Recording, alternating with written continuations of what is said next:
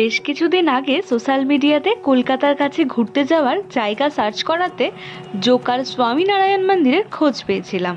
সারা সপ্তাহে চরম ব্যস্ততার মাঝে এক টুকরো শান্তি পেতে সপ্তাহের একটা দিন যাওয়া যেতেই পারে এখানে। তারপর আর কি, যেমন ভাবনা তেমন কাজ। এক রবিবার দুইজনে মিলে আমাদের 2 চাকার বাহন সাথে নিয়ে বেরিয়ে পড়েছিলাম। খুব সকাল সকাল হাওড়ার 51 ফুটের শিব মন্দির ও খিদিরপুরের জগন্নাথ মন্দির ঘুরেছি, আর তার ভিডিও আমি আগেই শেয়ার করেছি। তার লিংক উপরে আই বাটন ও ডেসক্রিপশন বক্সে দিয়ে দিলাম।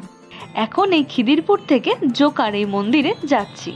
আমরা আমাদের বাহনটিকে ডায়মন্ড হারবার রোড ধরে ছুটিয়ে নিয়ে জোকা মেট্রোর পর আরও বেশ কিছুটা এগিয়ে বাঁ হাতে পেলাম স্বামীনারায়ণের এই মন্দিরটি।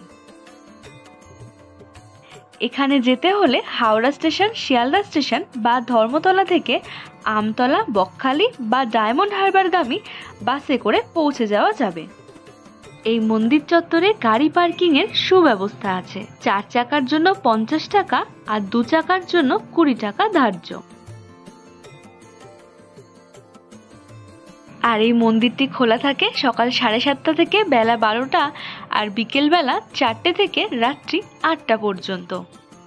এখানে ভোগ প্রসাদের কুপন কাটা হয় সকাল থেকেই, আর ভোগ খাওয়ানো শুরু হয় বেলা 11:45 থেকে দুপুর 1টা পর্যন্ত।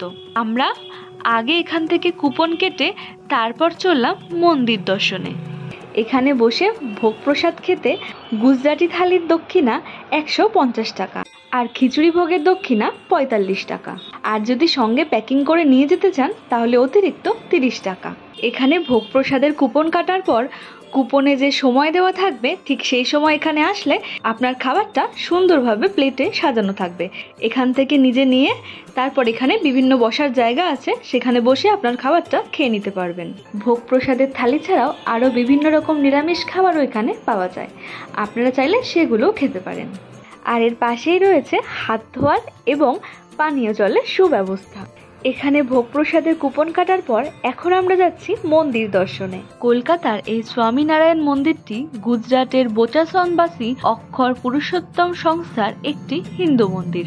2014 সালে আনুষ্ঠানিক পূজা অর্চনার মধ্যে দিয়ে সর্বসাধারণের জন্য উন্মুক্ত করা হয়েছিল এই মন্দিরটি। কথিত আছে যে ভগবান স্বামীনারায়ণ একসময় নীলকান্ত বর্ণী রূপে বঙ্গোপসাগরের সাগর দ্বীপে হিন্দুদের তীর্থভূমি কপিল মুনির আশ্রম দর্শনের জন্য এই স্থান অতিক্রম করে যান।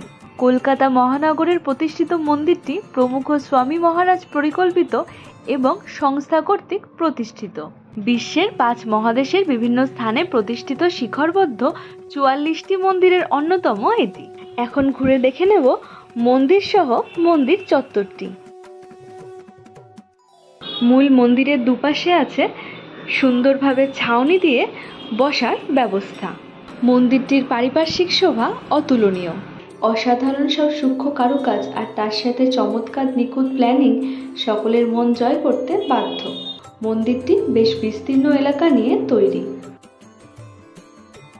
এখন তবে যাওয়া যাক মূল মন্দিরের দিকে। মূল মন্দিরে প্রবেশ করতে ডান হাতে রয়েছে জুতো রাখার ব্যবস্থা আর তার পাশেই রয়েছে মহাপ্রসাদের কাউন্টার। সেখান থেকে আপনারা 100 টাকা দিয়ে মহাপ্রসাদ নিতে পারেন।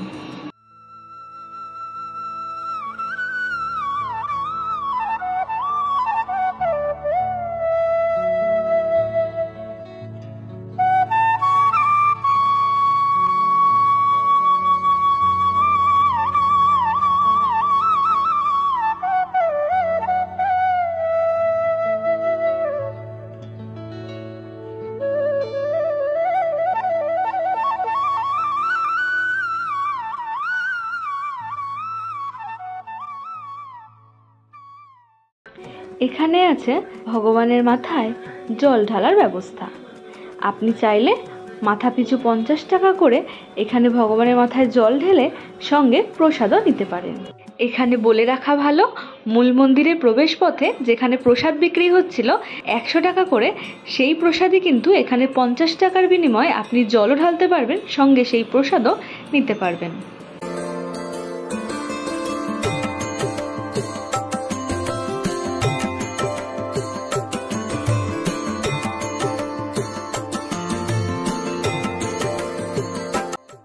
মূল মন্দির থেকে দর্শন সেরে বেরিয়ে ঘুরে নিলাম পুরো মন্দির চত্বরটি। মন্দিরের সামনে দুই দিকে প্রশস্ত ফোয়ারা জলাশয় এখানকার সান্ধ্যকালীন শোভা নিঃসন্দেহে আরও বৃদ্ধি করবে, কিন্তু আমাদের বাড়ি বেশ দূর হওয়ায় সেটা এ যাত্রায় আর দেখার সুযোগ হবে না।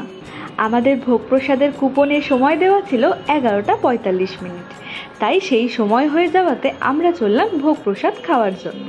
আমরা নিয়েছিলাম গুজরাটি থালি, তাতে ছিল বাঁধাকপির তরকারি, চানা মশলা, ডাল, 4টে লুচি, ধোকলা, ভাত, একটা লাড্ডু, স্যালাড, ছাঁচ আর সঙ্গে আচার।